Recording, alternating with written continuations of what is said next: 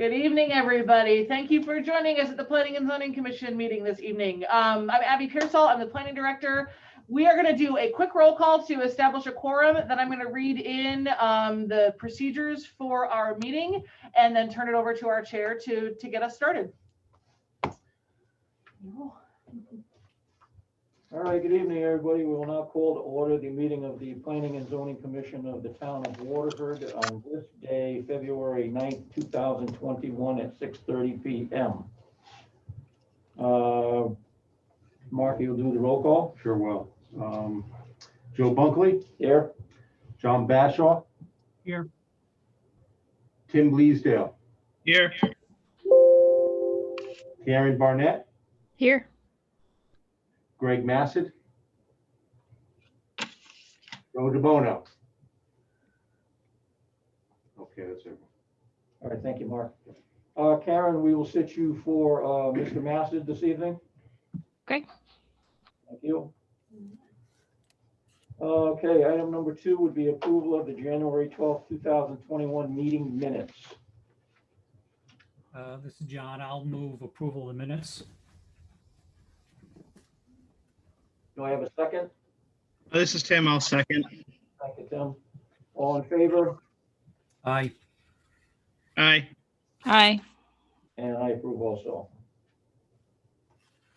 Item number 3, receipt of applications. We have no new applications to receive. Thank you. Item number 4, public hearing, PL-20-27. Request of RCP Waterford 1 LLC and RCP Waterford 2 LLC. Applicants to amend section 1 of the zoning regulations to add public way as a defined term. Section 21.3D to clarify prohibition of certain signs. And section 21.7 design standards for wall-mounted signs in commercial and industrial districts.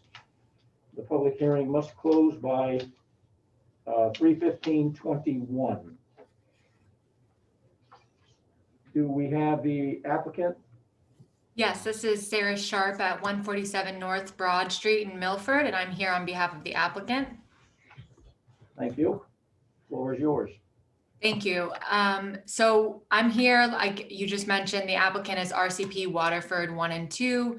You may remember this entity as the applicant from the approvals for the medical office building at 5 Dayton Road. And that was unanimously approved, I believe, back in March 2020. So we're here before you today, again, with an application to amend some signage regulations, because in working up the signage package for that building, we realized very quickly that the existing zoning regulations, which govern the size and the location of wall-mounted signs in the commercial and industrial districts, have a disproportionate impact on these large professional office buildings.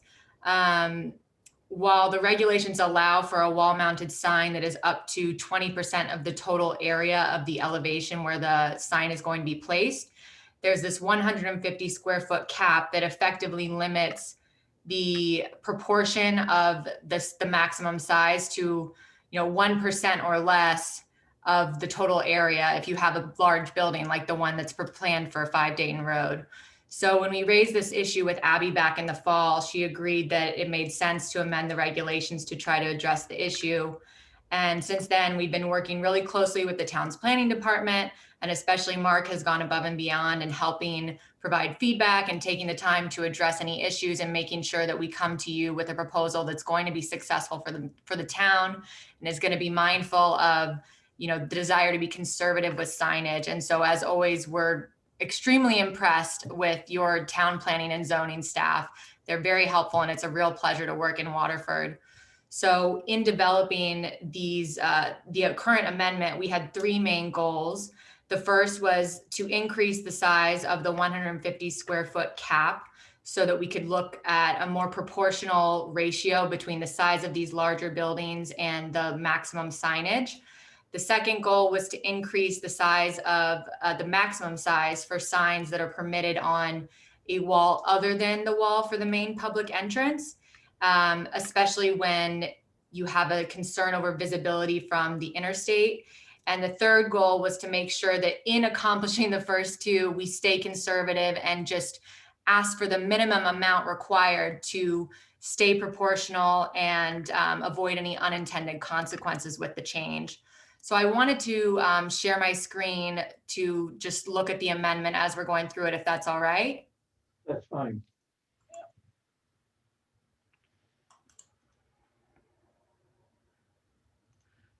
Sarah, I just made you the host because I think that's how we have to give you permission. You can turn it back when you're done. Okay, great. Thank you.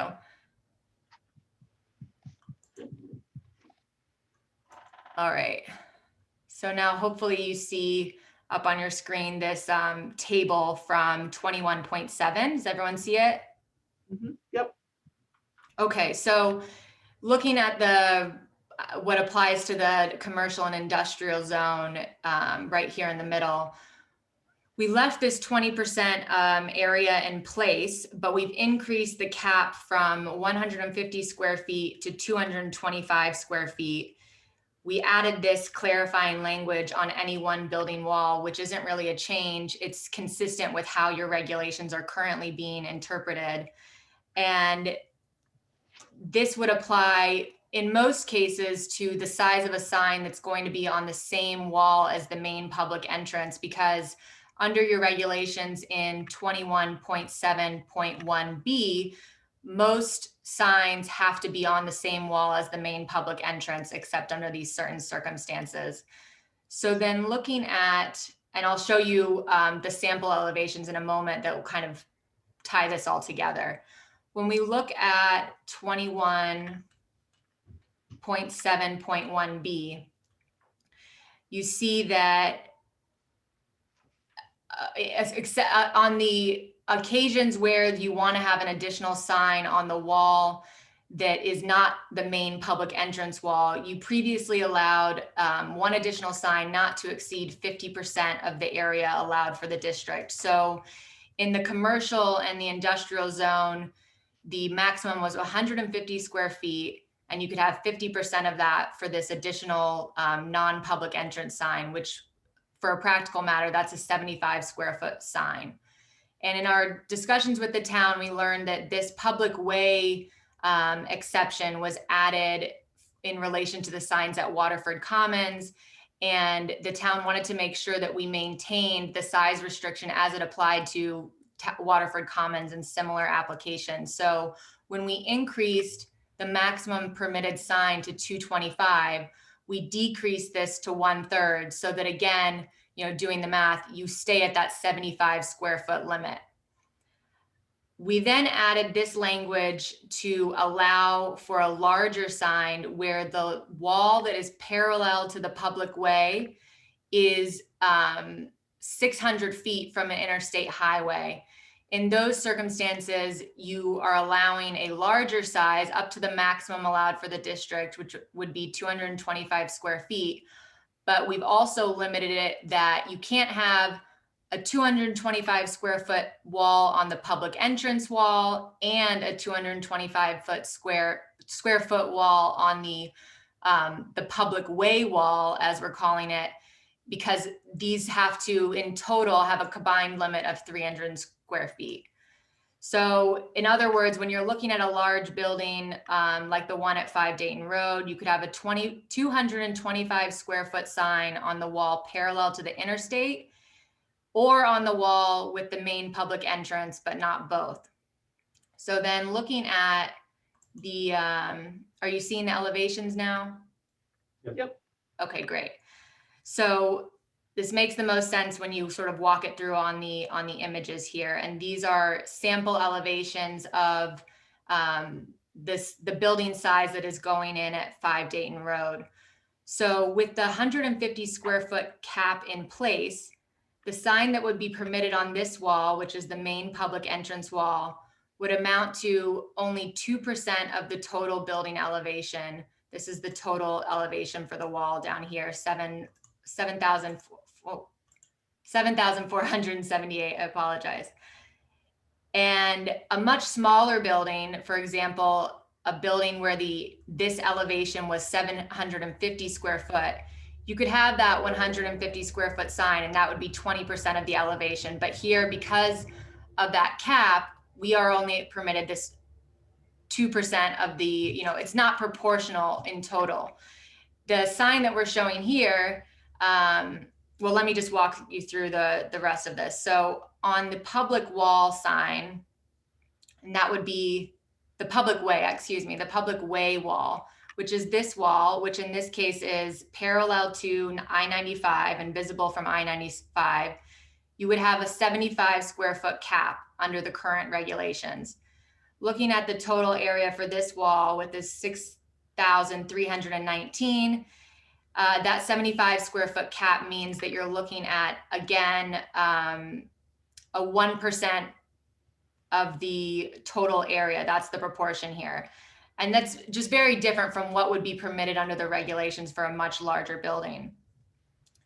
The new regulations allow for a 225 square foot maximum sign on either one of these walls, but not both, as I mentioned. And we're showing here what the regulations would allow. So for example, this is the wall that faces the interstate highway. We're showing a 214 square foot sign.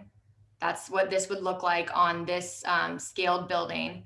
And that amounts to 4% of the total elevation area for this wall. And then again, because we're constrained by that 300 square foot combined limit, we have a smaller sign on the public entrance wall. This is a 75 square foot sign. And that is going to be 1% of the total area of this wall. So again, we're staying very conservative, but taking into consideration the needs of these larger medical office buildings and visibility from the highway where that's a concern. So it's easy to see when you look at these images, this is a 214 square foot sign, which wouldn't be allowed under the existing regulations, but it's very proportional to the overall size of the building.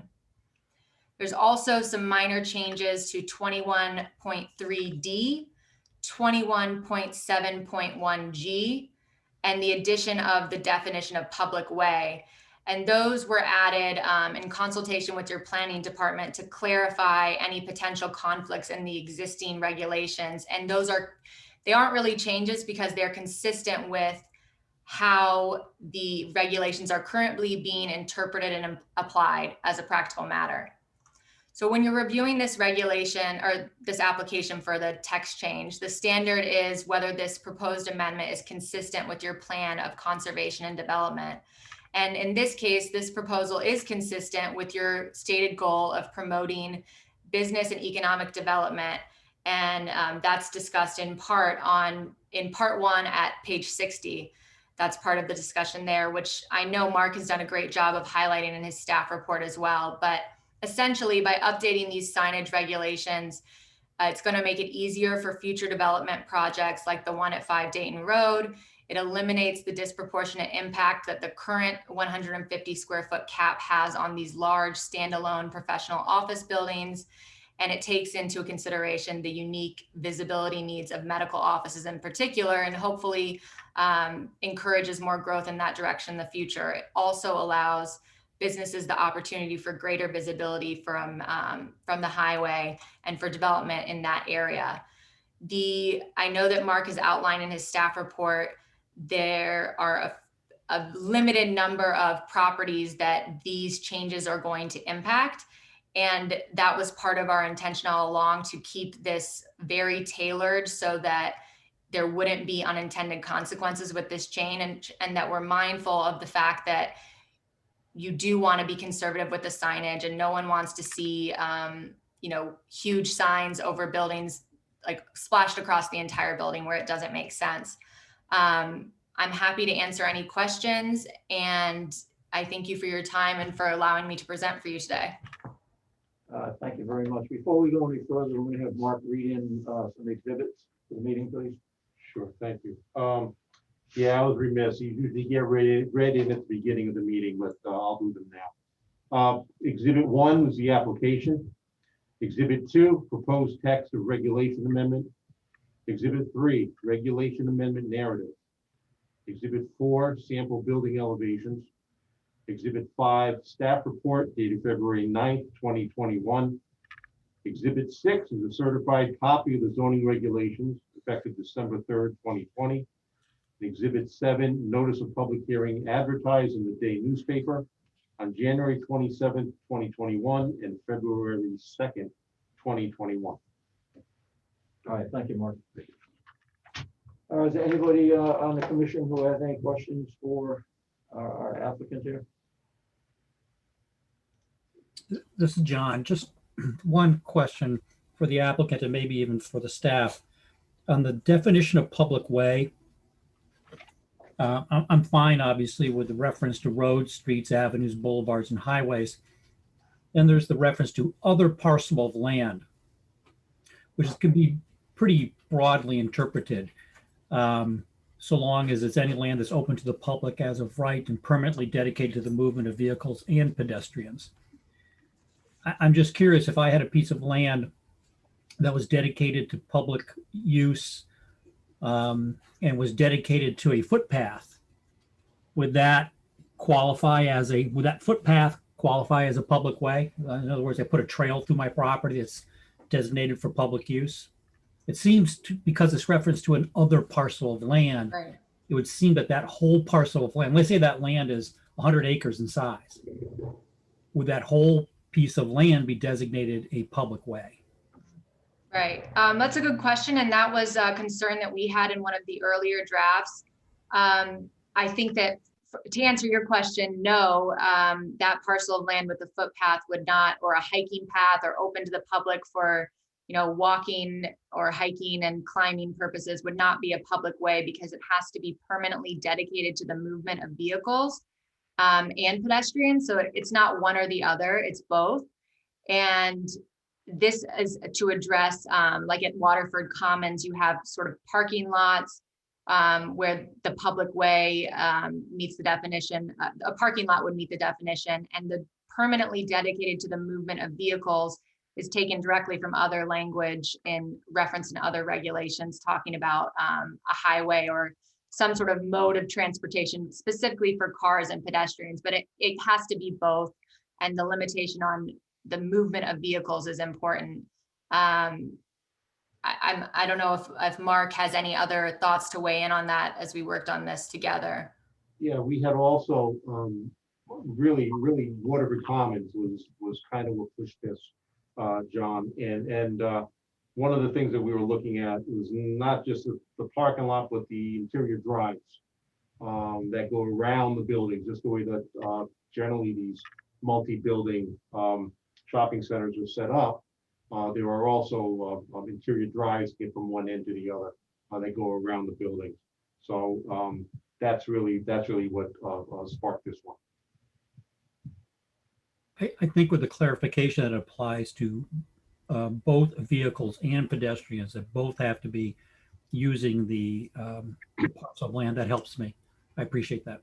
So this is Tim. If I can follow up on that, it sounds to me like then that Stenger Farms Park would qualify as a public way. There is a small parking lot there and some access roads to access the parking lot. And I believe there is a medical building or a nursing home that's right next to it. So would this apply to that? If say a large sign wanted to be, the owner of that building wanted to put a large sign on the side of the building facing the park. In that particular example, that's a residential district. So these standards would not apply. Okay. Any other questions? Okay. We thank you very much for the presentation. Thank you. So now we'll open up the public hearing. We will now open up the public hearing on application PL-20-27. You you've read everything already, so. Mhm. Is there anybody from the public who would like to speak on this application?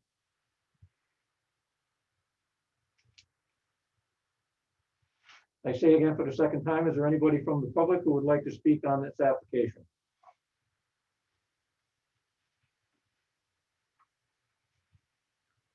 Okay, this is the third and last time. Is there anybody who would, from the public, who would like to speak for or against this application?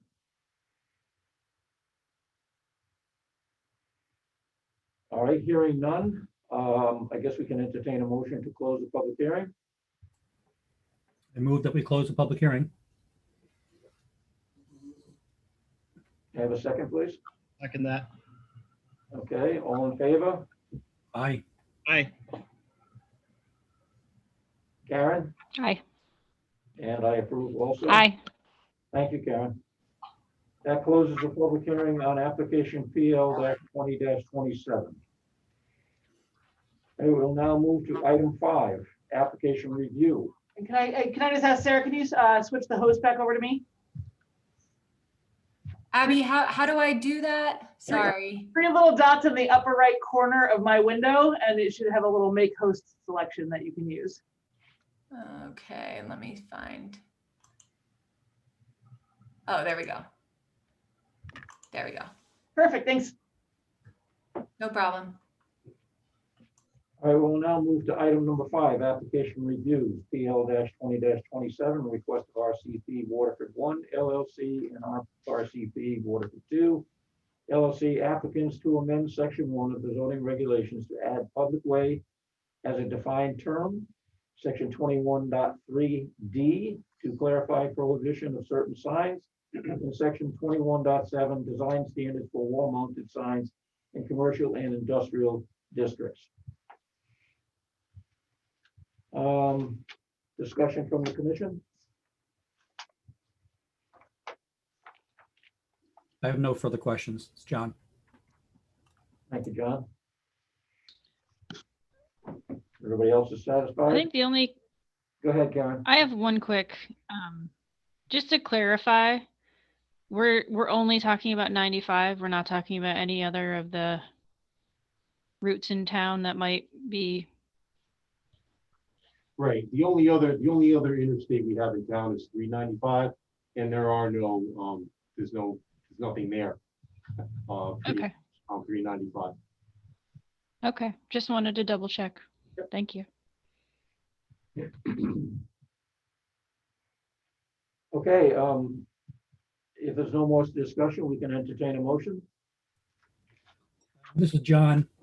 Excuse me. I move that we find that the application PL 20-27 meets the requirements of section 28 of the Waterford zoning regulations.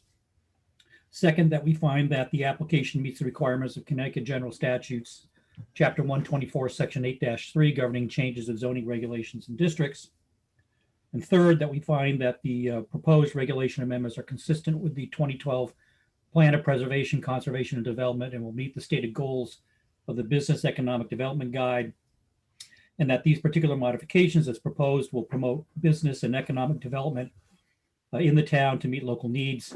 It will maintain a favorable tax base and assist in encouraging future business activities. And with those findings, I move that the commission approve application PL 20-27 to amend the zoning regulations sections 1, sections 21.3D, 21.7.1B, 21.7.1G, and the wall mounted signs table that's contained in section 21.7.1 and adopt the findings 1 through 3 of the staff report. That was a mouthful. You did good. Do I have a second on the motion? Yeah, I'll second it. This is Tim.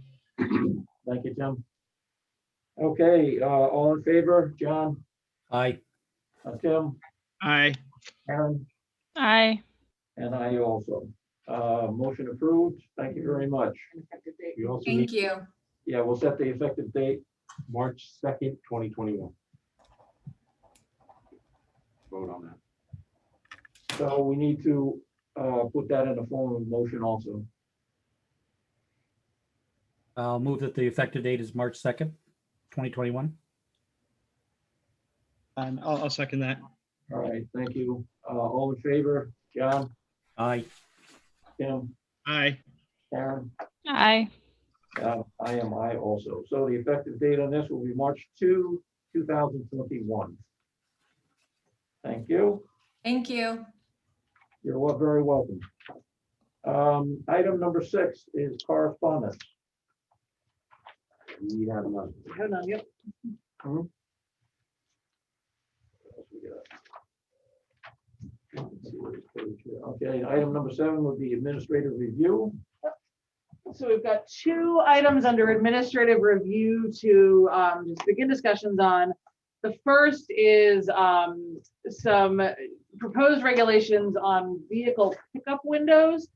This is an attempt to address a need that's come to the forefront in light of COVID and the ways in which folks are attempting to deliver goods and services as trying to limit contact with others. Primarily, the reason that this came about, and again, this is sort of an informal discussion before an application would be submitted by the commission to modify the regs. This is primarily something that was brought about due to the pickup window that has been sort of operating under emergency conditions at Crown, but looking ahead to the future end of the pandemic and what is and is not technically allowed in the zoning regulations. You know, there is no real provision for them to continue such an activity on a permanent basis. The only sort of drive-up opportunities there are on that permanent basis would be, a traditional drive-through that comes with a 15-car queue length and a whole host of other, requirements. This is intended to sort of be a drive-through light in which somebody can receive goods or such, food or other goods at a location, but they have to call ahead. You can't sit there and wait for your order to be processed while you're sitting there. And it essentially is meant to be a quick pickup and then go. And if somebody's not, an order isn't ready, or somebody comes and tries to sit there, they kind of move folks along to a parking space and keep the line moving. It is intended to be a simple approval that can be done through zoning compliance to say, if you can meet these basic standards, we can work with you to get something in. Right now, there's probably very few properties to which this would actually apply. Crown Pizza is one. Supreme is another potential. Although they again would need to do some modifications. Both places would likely need to do some modifications to their buildings to make this work, which we've run by at least Crown. There may be some other locations in town that in the future could take advantage of this. No one else has really approached us as this being a priority or something. So it really is, the effect may be limited, but in terms of number of businesses that would be affected, but it could be the difference between folks deciding to stay in business or not, or continue or not. And that's coming sort of directly from at least one of the property owners. And so this is, again, it's really just it's an opportunity with limited negative impact to provide a chance for folks to add this use in. So I do see that we have a little typo in one element of this in terms of our numbering, but I wanted to just run the concept by the commission and see if this sort of request from a business owner to make this modification is something the commission wants to take up as an application. And if so, if there's any feedback or questions about how that might look. This is John. I think the concept is fine. The one thing I would add as a consideration under it's either 3.45 or 3.43.1a. You talk about the queuing line being at least 100 linear feet and and it shall be located outside of any state or local right-of-way. Mm-hmm. I also would like to make sure that the queuing line doesn't interfere with the normal flow of traffic around the building. So that cars that are otherwise parked, let's say a retail establishment, I'll just give you an example, CVS. Mm-hmm. If your queuing line blocked the ability we can't have the queuing line blocking the ability of people who park their cars and go into the facility from otherwise getting out of the facility. Yep. So that has to be taken into account somehow, I think, in the concept. Absolutely. That would also entail the Dunkin' Donuts out there in Boston Post Road out by, what else is out there? The catering business. Oh, yeah, right, Ivy's. Mhm. Ivy's not, I mean, I've been experienced that myself. Once they're in the drive-through, That's a tough one, yeah. And I mean, this regulation wouldn't address that challenge in the drive-through regulations, but if we make modifications to the drive-through regulations where folks are placing orders and then, you know. and then okay, I got you. yeah, The difference is right, placing right. orders, okay. Yep. So that would be something that I would say certainly, you know, we can look at in the future, but that this change, even adding in that interference language, would not affect somebody who is defined as a drive-through. So Abby, sorry, it's Karen. Are we proposing that this would be called something other than a drive-through? Would this be called like a pickup window only or something to differentiate it from the traditional drive-through? Yep. So that's why there's actually in the section 1 definitions, because we actually don't define drive-through today. And so what we would be doing is adding 2 definitions to section 1. One is drive-through facility, and one is vehicle pickup window. And so in a drive-through facility is that traditional drive-in service window, which is how it's referenced in the regulations where it appears. That is where you're ordering, you're sitting in the queue, you are waiting for your goods or services, and go from there. Versus the pickup window, when something is only pre-ordered, you're coming to pick it up at a specified time and you're essentially pulling up to a window, receiving and leaving. So it's, it's not, you're not placing orders, you're not, waiting in any capacity and going from there. Thank you. So I do have a one comment, just based on the example that you mentioned, Abby, of Crown Pizza. Mhm. So I want to support our local businesses and make sure that they can, stay in business through this. But given that example, I do have some safety concerns. I personally don't use that window anymore because I've seen the cars queue up out onto Boston Post Road, too many times to be comfortable with that. I've also been parked in that parking lot, with John's example of CVS and the parking lot and everything. I've had that experience as well. I don't know if a regulation like this would address this, but I think if in a building like that, if the pickup window was on the other side with the cars queuing around the back, that would be much safer and potentially still, promote free flow. But I guess that would be something that you guys would handle, as they were going through the permitting. Yeah, so actually the 100 feet was designed specifically with that concern in mind. So they can't achieve the 100 feet without moving the location of the pickup window around to the other side. Okay. And then there would need to be some modifications of that particular site if they were to go through and take advantage of this kind of a regulation. But so there are some construction elements that would have to happen, modifications to parking, to handicap access to the building. So there's a number of things in terms of the application that would result from this 100-foot queue length. They're anecdotally, they were using a 3 to 4 car number as what is typically at a busy time, what is there. So we went ahead and we upped that to 5 vehicles because that seems to be enough to kind of take the burden off of how many cars we have anecdotally heard maybe backing up at any one time. So we tried to go to their busiest, most extreme time. And then once that distance gets factored in, that puts the window at the back of the building. That doesn't work in terms of the kitchen space. So it would have to go around, and there's just enough room to eke around those corners. And if, again, with a zoning compliance permit, we can have folks add in things like stopping points or whatever else to get around those corners effectively. So there's things that we can do at the permitting stage to make sure that passage is maintained. But absolutely that 100-foot was done with that in mind, because none of us want to see that continue. Sure. Okay. Yeah, that was my only concern, was just the safety aspect. Thank you. And it's part of the, when somebody submits an application for approval, Mhm.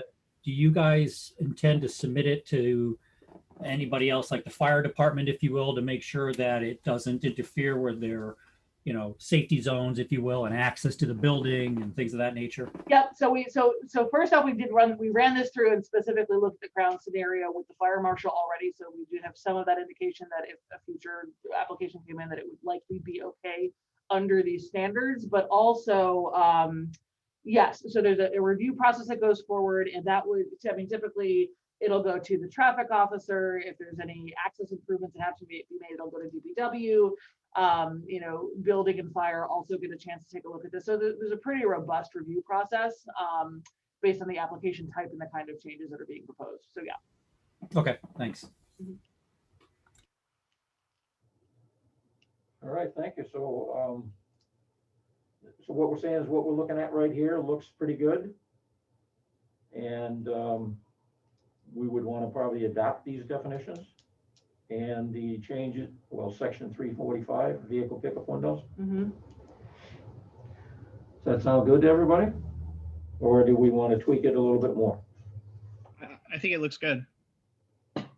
Okay, Yeah, I think with the explanations that have been provided, I think it looks fine. all right, great, thank you. So do we need to put this in a motion to accept this, or do you? Well, you this is basically a draft. you would be directing staff to proceed with a formal application and so that we could go forward with the public hearing process and then the Okay. adoption process. Do we need that in the form of a motion?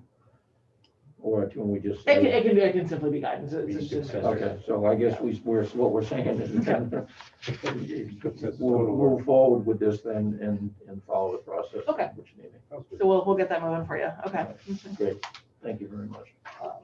The other item under administrative review, we talked briefly at the last meeting about the affordable housing plans for the state of Connecticut and some of the guidance that's been coming out relative to public engagement and making that a more robust process. And so what we have done here is begun to rough out some survey questions that could be done through a SurveyMonkey platform, which we do have a membership for, and try to get a sense of folks' understanding and attitude toward different types of housing and housing affordability in general. These questions, they were a combination, they come from a combination of multiple places. So I've been chatting with Glenn Chalder, the hired consultant that the commission has working on the affordable housing plan. So this is kind of a combination of questions from other communities that he has been working on similar surveys with. So that's one source. I've also run this by the Youth and Family Services Director and the Senior Services Director. And so some of the questions are tweaked. You'll see some stuff about veterans housing. Some of the rental or the mortgage income or expense thresholds are based on some of what we're hearing in terms of real community need from youth and family services. So we tried to keep it, sort of focused a little bit on local needs. So what we did was we combined those things here. And before this goes forward for any other public review or tweaking, we just wanted to get some feedback from you about doing the survey, about the types of questions that we're asking, and any thoughts or concerns you might have. But really wanting to, get your feedback before we go into our public outreach section of this. This is John. I guess my one question I have is who is actually going to be the sponsor of this survey? And related to that question, if I'm a townsperson who not, paying attention to governance and what else is going on, if all of a sudden I got an email saying, hey, we've got this survey going out on affordable housing, and I don't have any kind of prep for it, or I don't understand why it's being done, I might almost suddenly be on the phone with, Rob and with others in the town saying, hey, what's this? Are we all of a sudden bringing in all this affordable housing and Right. a lot of anxiety and everything else going on?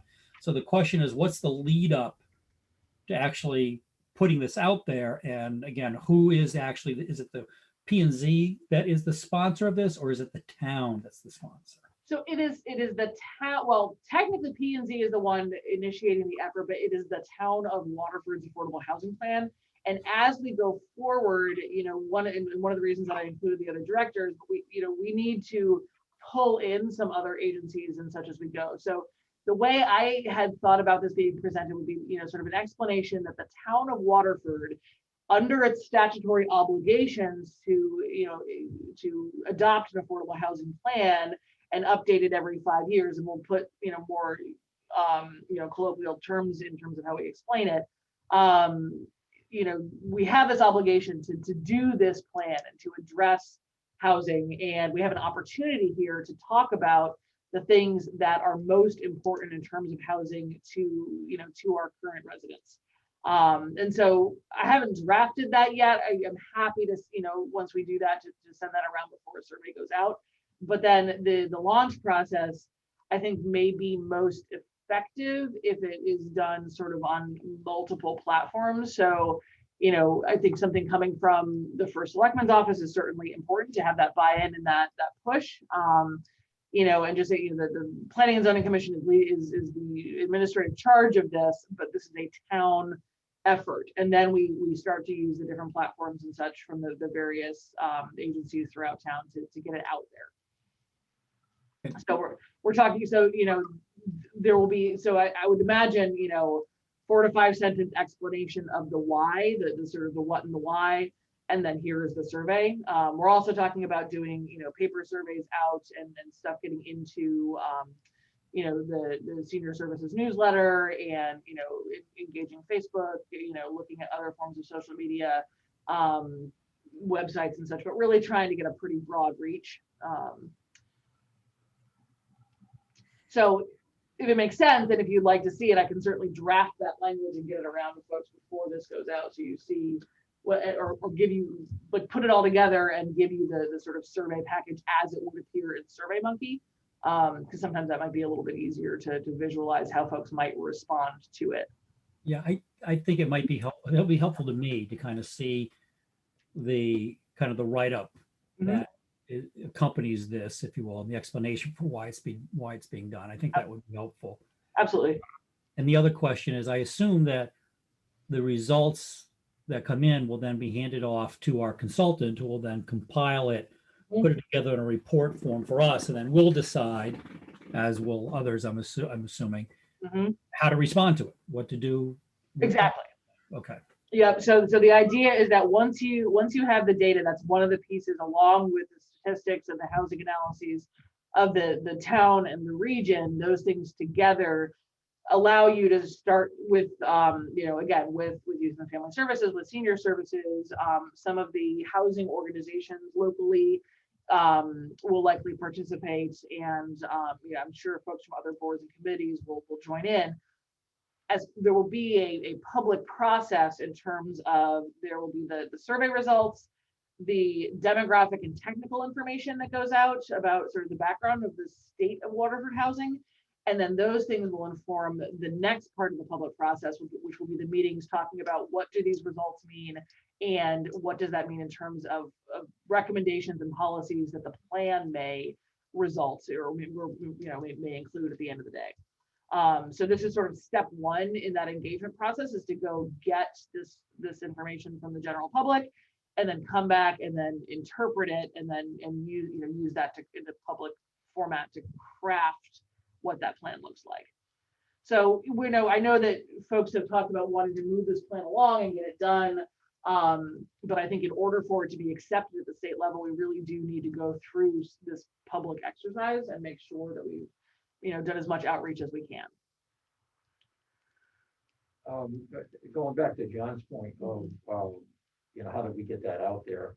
I believe it was a couple of weeks ago, there was an article in the Day where the state of Connecticut had outlined numbers statewide and where most towns were and most fell deficient.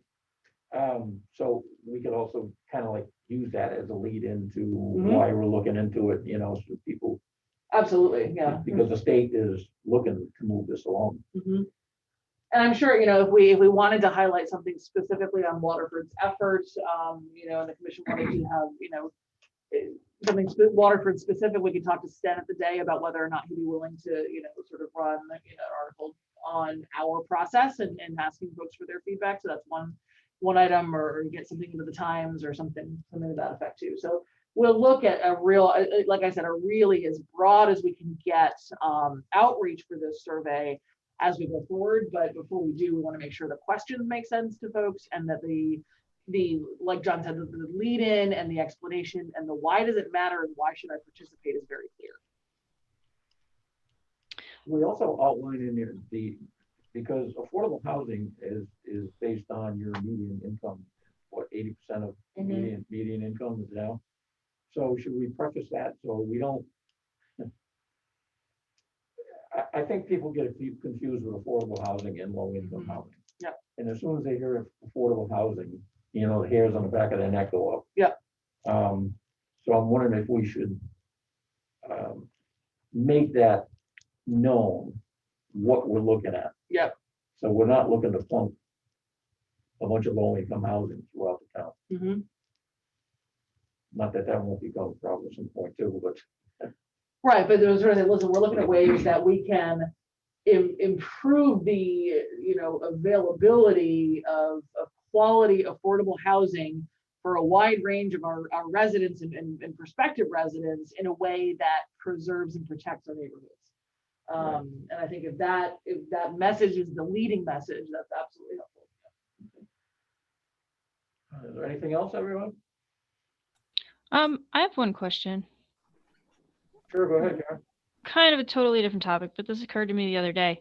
When we closed out the whole conversation on FabCon, it seemed like one of the questions that kept coming up from the residents in that neighborhood was the condition of that road. Is that something that we would need to pursue, or do they need to go over to DPW and file to get that road repaved? So it's a DPW conversation right now. There's a couple of things that are ongoing in terms of the status of that road. One is the town's longer term obligation for maintenance that's been in place for decades. And two is, and I think this will come out primarily in the acceptance process that we'll have to go through to the RTM. The state is looking to turn that road over to the town, as was agreed upon, many years ago, but the actual transfer never happened. And so we're in the process right now of negotiating with the state what that looks like and how that process will go. So it's with the town attorney right now. The DPW director, Gary Schneider, is very aware of the condition and understands the town obligations. They have an initial conditions survey and are starting to develop some estimates of what it would cost to address that. So it is absolutely something that is on the town radar. Probably not something this commission needs to get terribly involved in at this stage, but it is something, just for your knowledge, that is being addressed. Okay, thank you. It just seemed like when we, when FabCon withdrew their application, we just didn't say anything about it after that. So I just want to follow up. It hit me the other day, oh yeah, we talked about that. Oh yeah. That makes sense. Yep. All right, thank you, Karen. I've just got a couple minor things on this survey that just struck me. And this follows up on what Joe said. I think if people look at this and see this as a affordable housing survey, it's going to make people very nervous. Yep. Okay. And regardless of what intro you put in. Right. There's just that knee-jerk reaction to the old style of what that means. So what I would suggest is maybe we call it something other than affordable housing plan survey. Maybe it's just a housing survey or something, but maybe take out the affordable language in it. And the other thing that if I were to get one of these things, I want it simple, right? And I don't want it to get something that I get tired of processing. By the time I get to question 8, I'm like, oh, this is crazy. I'm tired. Yep. To me, the most important questions are the last ones. So maybe like question 5, I don't really know why that's relevant. As to what house I lived in perhaps 20 years ago. Yeah, it was one, Glenn and I went kind of back and forth on this. It was a setup question some of these initial questions were crafted in other communities to sort of prime the pump a little bit and get people thinking about, wait a minute, have I ever lived in an apartment? Would I ever live in an apartment again? Is multifamily the end of the world, or, what kind of sort of housing is, looking at housing as kind of a continuum, and where you live may change over time. So that's the purpose behind it. Whether we keep it or not is a separate question, but that's why it's there. And the only other question I circled is question 12, which, everything else is kind of factual, right? It's how you respond. This one is, do you think we should encourage more housing that people can afford? And, it's obviously, that's the final question. That's really that's what we're getting at here, is what's testing the waters and testing the temperature. I don't know how good the responses are going to be as far as helpful to us, because I might say, yeah, we should encourage more housing that people can afford, but not next to me. Right. So I just circled that as to, and we'll just put a question as, is this really going to be, is this going to lead to a helpful answer? Anyway, those are my general thoughts. Yeah. One thing that Glenn and I talked about was having one of the questions be sort of map based, and having sort of a, like, where in town might it be appropriate to put affordable housing. I don't know if that is, I was worried that was going to become more of a NIMBY conversation than not, so I didn't include it in here. But I'm curious what you think. Well, a lot of it's going to be, what is defined as affordable housing in people who are answering this survey. Right. I know what we define it as, but what they define it as, let's just take single family homes. And the cost of building single family homes today is getting outrageous simply because material costs have raised, just going out of sight with all this COVID stuff. So that doesn't help with this situation by any means. Right. So, they say, okay, well, I'd like a house for $225,000. Probably not going to happen. Yep. So there's a lot of ifs in this type of stuff, and people I don't think really understand. So I think what we're looking at, like from when we start talking about affordable housing, it's probably going to be in the form of multifamily or something like that, more so. And I understand that what we're trying to do, encourage any building projects that are going into town to have an element of affordable housing with it, so we don't lose any further ground. Yep. Well, and I think there's one of the questions in here talks about the kinds of policies that we might be amenable to. Things like, encouraging and allowing more, in-law apartments to happen, and making that easier. Or, we haven't gone back yet to deal with the granny pod conversation. Right. Sort of accessory dwelling units and those types of things. Should the town reinvigorate the housing authority and create that body and look at things like, if there is a foreclosure, the town restricting that deed before it goes back on the market, and creating a single family stock of actually restricted units. So there's lots of different ways, or inclusionary zoning requirements that, 10% of any housing has to be, set aside as affordable, or creating a fund that's a payment in lieu of. There's lots of different tools. So we tried to lay out some of those to get a sense of what the appetite might be, kind of in that preserve the neighborhood kind of thing, where you could potentially have affordability built into the fabric of existing single family neighborhoods without sacrificing the form of those neighborhoods. So I think all those things are sort of on the table. So yeah, we'll see, Okay. I think you're right. I think the language of affordability is really inflammatory. And so, perhaps trying to focus the language more on housing choice might be a better way. there's probably some questions in here that are, a little pointed and maybe need to be, should Waterford do blank? Should we address specifically, getting out of the 830G threat? But I think we can, work on the language here to perhaps make it a little bit softer around affordability in general. Okay. Abby, one last question. Sorry, just thought about this. You were talking about the distribution lists for the surveys. Mhm. Did you include the I don't even know what they're called, but every Friday there's some newsletter that comes out at the elementary school level. So typically what we would do is I would give Tom Giard a call and say, what platforms can you use to send this out? Okay. So, and then if there's something that they can use, then they will typically assist us and get that kind of thing out. Okay. I mean, you mentioned a senior citizen newsletter, Mhm. and it occurred to me that there is like an equivalent at the, The school, yeah, yeah. that's great. Yeah, no, I will absolutely, I'll once we have the format of this set and I get it into a version that makes a little bit more sense for folks, I will absolutely send it to Tom too and see what he thinks about where it's best suited. Okay, are we all set then? Any other questions, concerns? Okay, great. We can entertain a motion to adjourn. So moved. Second, I'll second that. thank you, Tim. All in favor? Aye. Aye. Hi.